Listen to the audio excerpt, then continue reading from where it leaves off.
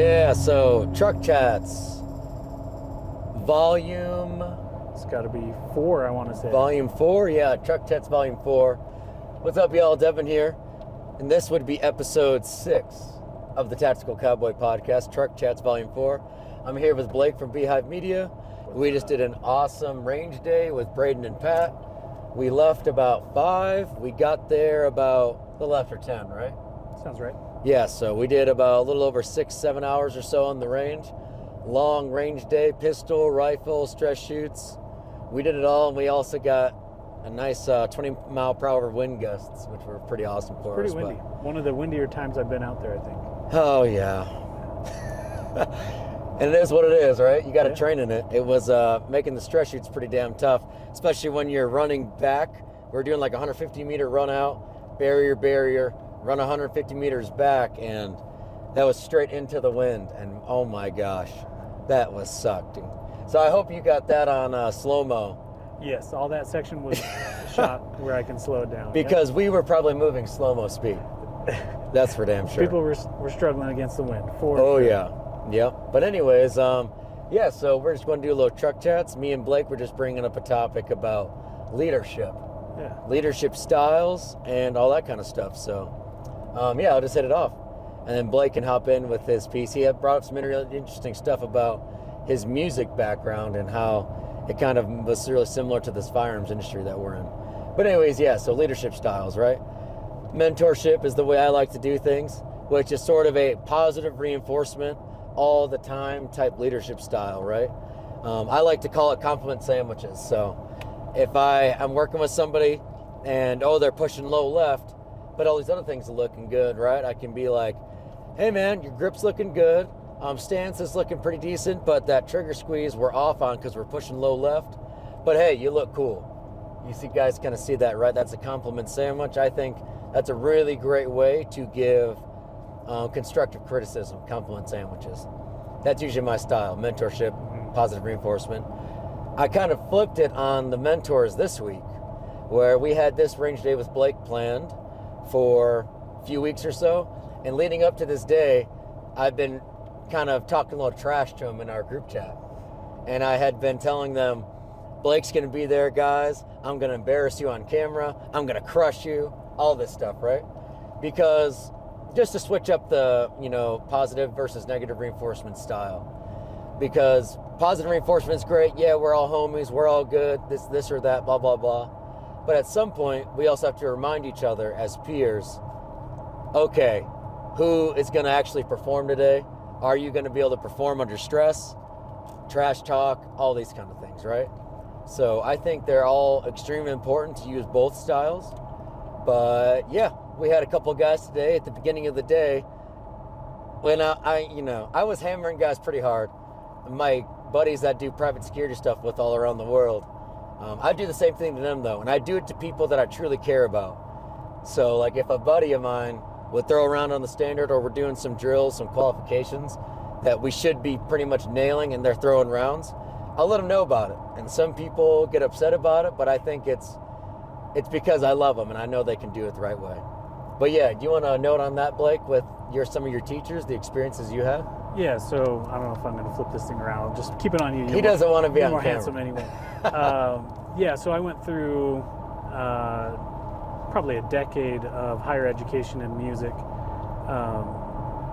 jazz specifically, on the saxophone of all things. But yeah, study with a wide variety of professors, and some were overwhelmingly positive and did everything to uplift the student and encourage them, and you can still give plenty of positive feedback and criticism, being a positive person. And then there was others that were absolutely more hard-nosed, I would say, I guess.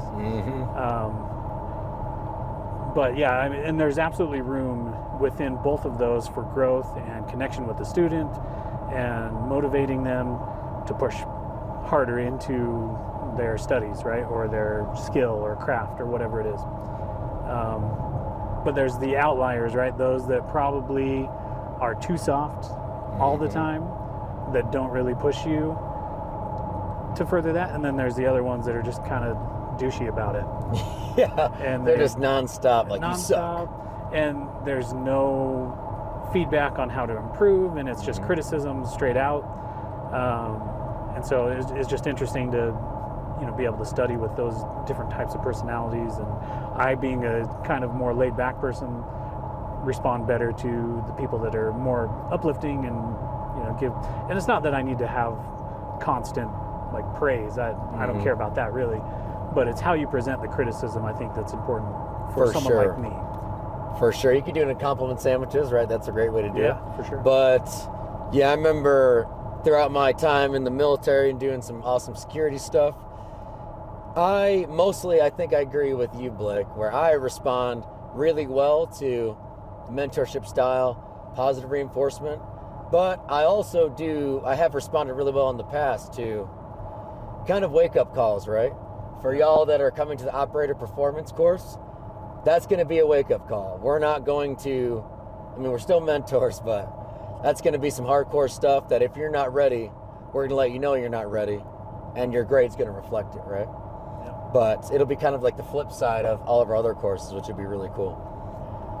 But yeah, so I learned a lot about this training for strength and conditioning, getting the CSCS and all these other certifications, and during my bachelor's in physiology, where as a coach, you need to learn your athletes and really start to assess, okay, this guy really well, like, works well with positive reinforcement, and I need to sort of not coddle him, but whatever, right? Mm-hmm. Keep giving him those compliment sandwiches, positive reinforcement, stuff like that. And some other people really do really well with negative reinforcement and positive reinforcement. They're basically like, okay, well, you're happy with me, so I'm good. And you need to be hard on them for them to push themselves. Yeah. So it's a really interesting dynamic, and I got to learn a lot about our mentors today, and okay, which ones do better with this, which ones do better with that. And we learned at every course with the students too. Yeah. At the courses, we mostly go with positive reinforcement, mentorship style. But some people need a little bit more of a hammer on the head if they're a nail, right? Stuff like that. So I think maybe part of that is, I bet the really competitive guys respond well to the little bit of ribbing and like you're doing to the mentors in the group text kind of stuff. Oh yeah, my buddy Justin, who you got to meet, Blake. Yeah. Not Ranger Justin, Reconnaissance Justin, who we did shoot maneuver with. Mm-hmm.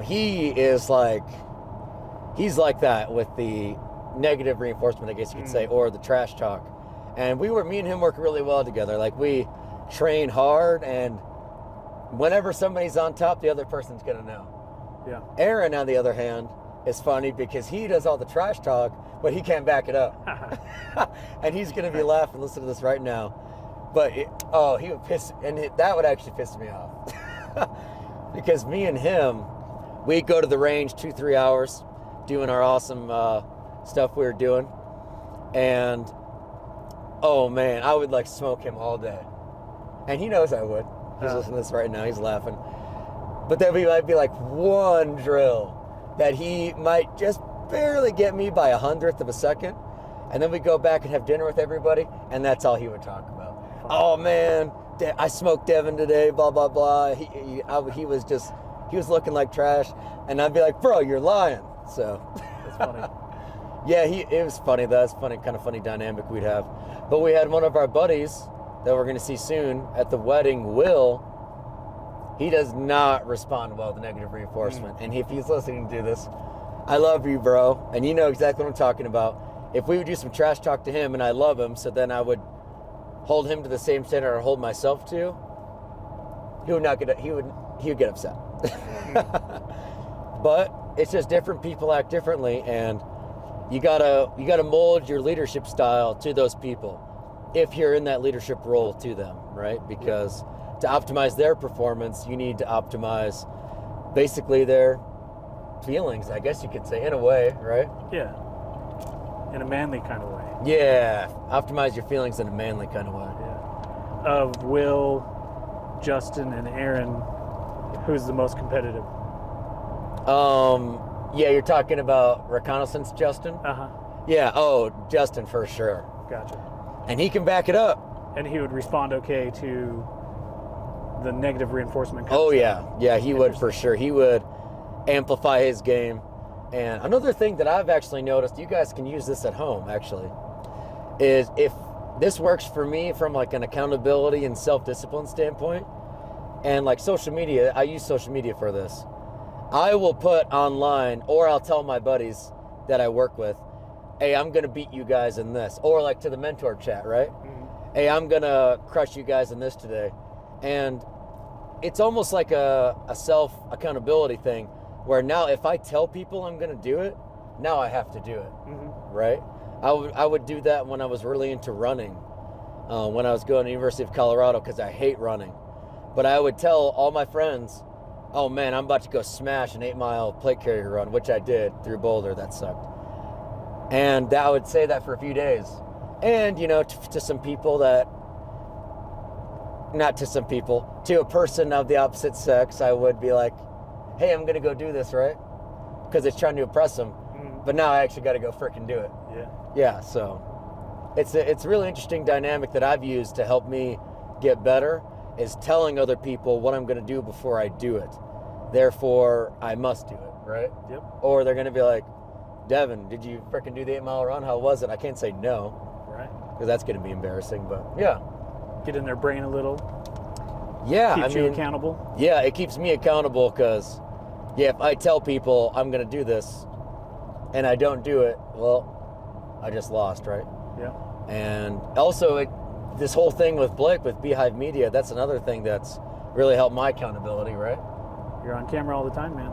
Yeah, so if you're videoing us, it's like, dude, I better freaking perform, right? Or everybody's going to see it. And we don't do 2 takes. Yeah. So whatever we get is whatever we get, so. That's true. Mm-hmm. That is true. I just spit some water out. Nice. But yeah, actually, thinking on that in the Colorado times, with my fiance, we're getting married here officially in 3 weeks, I think Oh, so. that soon? May 6th. May 6th, yep. Yeah. So we're getting married here soon, and that's what I would do with her. And that would really hold me accountable. When I was living in Colorado towards the end of that time period, I would say, hey, you know, whatever, we're talking, and oh, I'm about to go do this weightlifting workout because we were into fitness and that kind of stuff together. Or I'm about to go on this run or this or that. And then I would back it up by going to do it maybe with her, maybe on my own. You know how it is. You take like a selfie on the run, you're running. If you think it's lame, whatever, it's not lame. But you know, hey, or I just crushed it, send you up your Garmin stats, right? Uh-huh. Accountability can be done in only in yourself, but I think using other people to help hold yourself accountable is a really good strategy. Yeah. Mm-hmm. For sure. Heck yeah. All right, what's the next topic?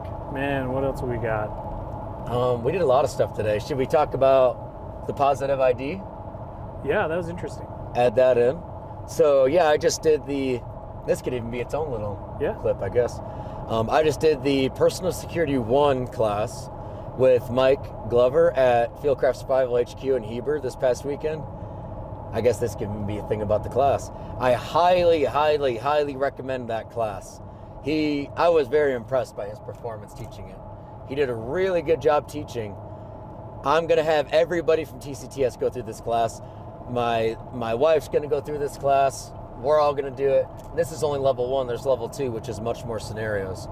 But it was a really good class to talk about the reality of this, right?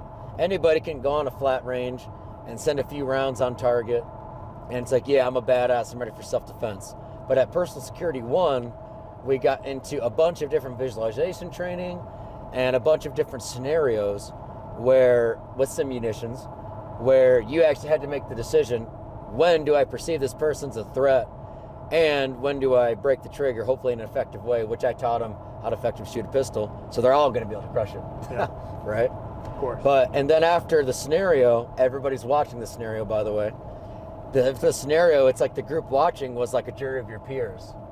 And you had to present to everybody, was I justified? And it was really cool. He put everybody in these precarious situations, not something cut and dry, you know, like, oh, somebody pulled his gun on me, whatever, right? It's easy. But some scenarios where somebody's approaching your vehicle and they won't back off and they're putting their hands in your window, stuff like that. Interesting situations.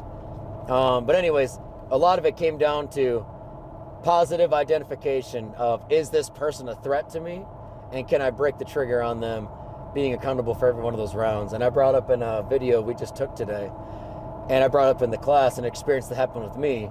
So I was at Ranger Battalion 2010 to 2015 time frame. That was towards the end. We're getting towards the latter half, I guess you could say, of the War on Terror or whatever. Mm-hmm. And we're over there, and they were really harping on no civilian casualties. Like they're not giving us any leeway. If they don't have a rifle pointed at us, we don't have the what am I trying to say? The rules of engagement. Yeah, we don't have the jurisdiction or whatever to pull the trigger on them, which I think is a good thing, right? Yeah. We shouldn't be out there killing people that aren't trying to kill us. Different phases of different wars. That's a little bit different. It's a tricky thing. Yeah, but at this phase of the war, we were kind of being the high-speed, coming in at nighttime police SWAT guys, essentially. Nabbing up the bad guys, taking them to their trial, or maybe they wanted to fight back, and then they got taken care of. Either way. Mm-hmm. So we were on this target. We came in, flew in. We had multiple birds coming in. All their squads, they went and they were laddering up or whatever. We didn't get to get into too many details. But they were containing it and entering, and me and my buddies, some stuff started popping off, so we started coming around to a different position, flanking around the building, and because I was a machine gunner, so I was kind of on containment, right? If that makes any sense to you. Either way, we're coming around, and it's real tall grass, like taller than your head type tall grass, but there's a path. So we're trying to get there as fast as possible, so we're taking this path of least resistance, which tactics could go here or there or whatever. Anyways, come around the corner, I have a Mark 48, which is a machine gun that shoots 7.62, but you can shoulder the thing because it's made like a saw. I come around this tall grass, we're running under night vision, complete dark of night, and boom, me and this one guy, a local, he runs right up to me, I run right up to him. He was trying to get away from the situation because, as you can imagine, being a civilian, like if this is happening in Spanish Fork, I guess I don't have a compound of houses, whatever, right. Different types of houses. But maybe I'm trying to get away because I know these guys are coming for this bad dude and I don't want to be involved with this raid, which is what it was. It's a raid. So I come around, I've got my night vision tubes and I'm watching as I'm running, and he comes around and boom, we both stop, and I say stop. I should have used his language, but this was like my first deployment, so I wasn't there yet in my head. And I've got my laser, boom, laser's right in the center of his chest. He's probably like 5 yards away. And he stops, and obviously I didn't shoot him, right? Yeah. Because he was not a threat to me.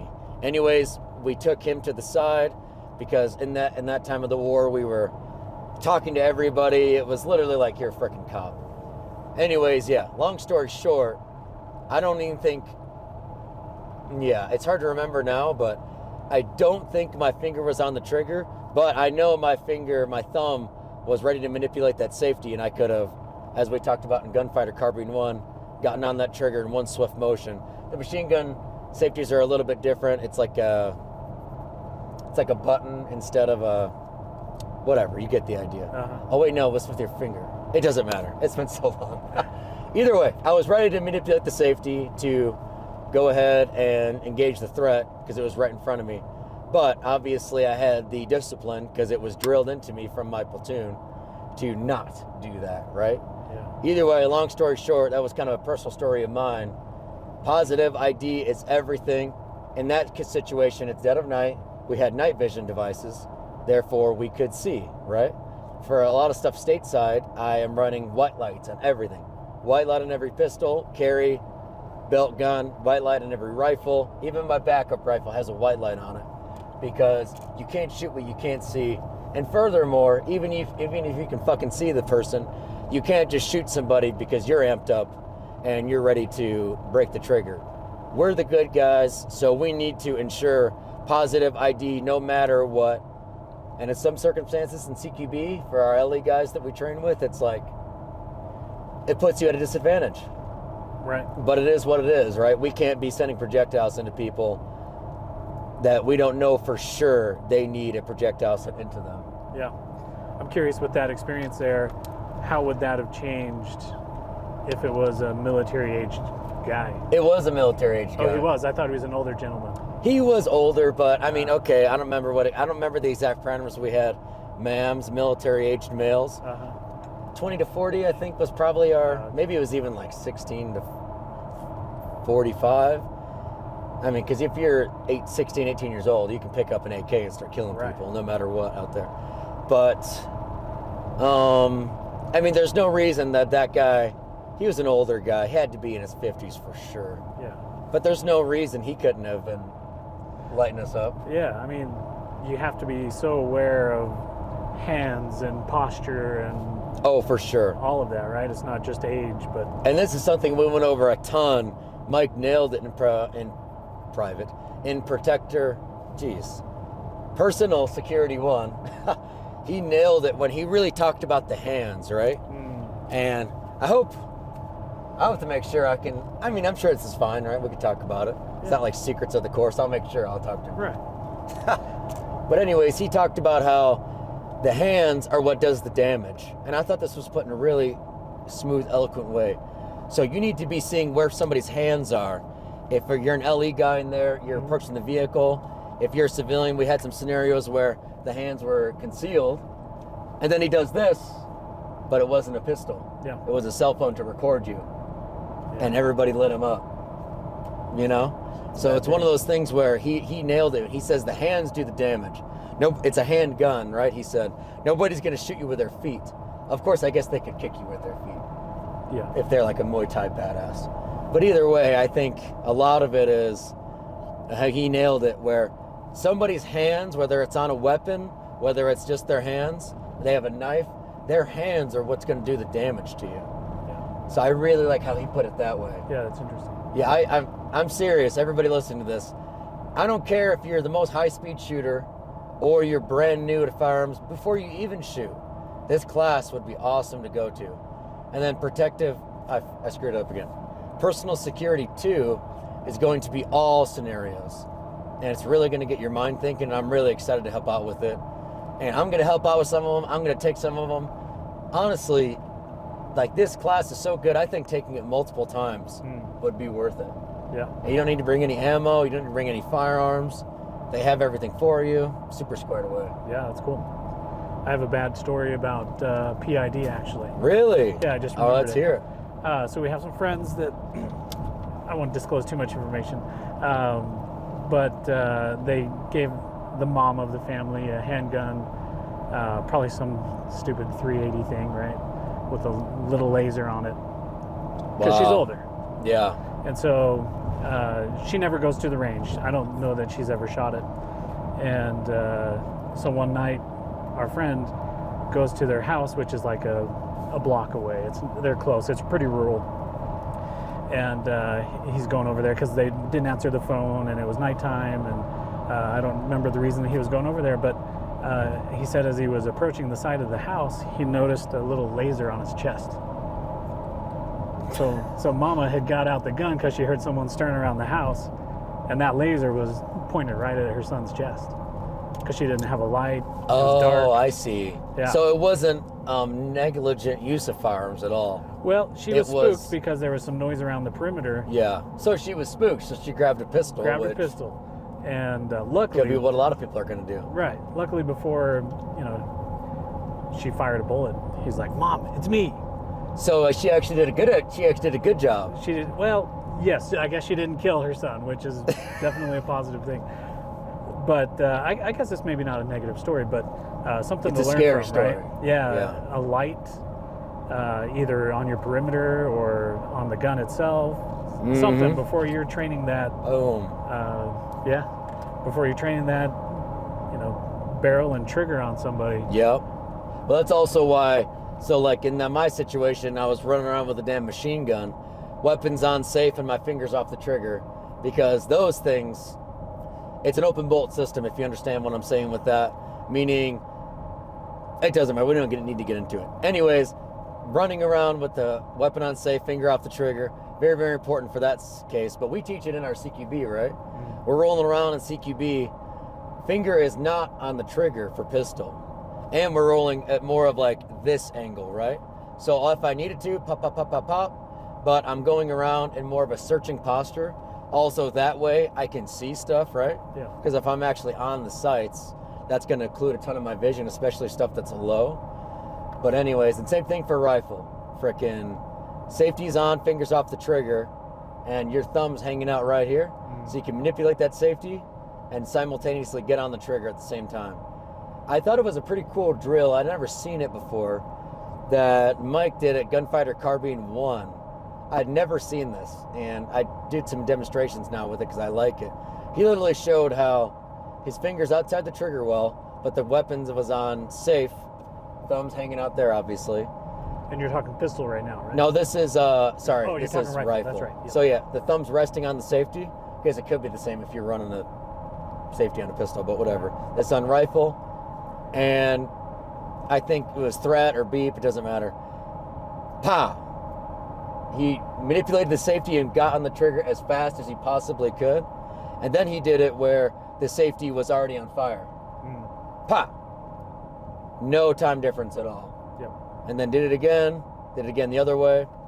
And there is something to be said. We talked about it at that class where it's like, there could be situations where that safety is not manipulated and you run on fire. But I really prefer teaching it 99% of the time. Rules are made to be broken, right? None of these rules we teach you guys are the hard, fast rule. When gunfire starts coming at you, things could change. But I do train that way where thumb is on the safety, hanging out. And he proved it in that class. And I think we might do it in our next rifle class where, boom, it is no way in shape or form any slower. Yep. I guess it is slower, though, than your finger already on the trigger. It is slower than that. Yeah. But for me, I've been taught, if you're rolling around with that rifle on fire, finger on the trigger in a CQB environment, you're looking to send rounds down range. Yeah. There could be a situation for that, maybe, if you're overseas in Afghanistan and you know it's a freaking terrorist hotbed and we know we're going to burn every single person. Oh, my voice just cracked. That was lame. We know we're going to burn every single person down in here because that's the target package. Okay, well, that's a different situation than my situation here in the United States. That's not going to happen here. Yeah. Or who knows, maybe the end of the world it might happen. Yeah, you never know. But either way, that's not my mission. That's not what I'm training for. So, anyways, yeah, long story short, it doesn't add any extra time, and I'm a huge proponent of running with the weapon on safe. So when you do come into a situation like that, frickin' in Afghanistan, first deployment, a hot target, and yeah, thankfully didn't kill an innocent person, right? Yeah, Pretty important stuff. for sure. We actually did that, are we good? Yeah, you're good. 2 more minutes before I got to cut it off. Okay, gotcha. We actually did that, almost that scenario you were talking about in Personal Security 1, where it was like, I'll go fast with this. It was basically, it was a visualization type thing, same exact situation. You didn't have a light, right? And it was basically judging when do you decide when the trigger is broken. And we don't need to get into more specifics on it, but it was a really interesting exercise. A lot of people did not break the trigger until it was absolutely necessary because they couldn't positively ID the threat. And it turns out the threat was an innocent. But yeah. Boom. So we'll just restart this here in a sec or something like that. But yeah, super fun podcast so far. Yeah.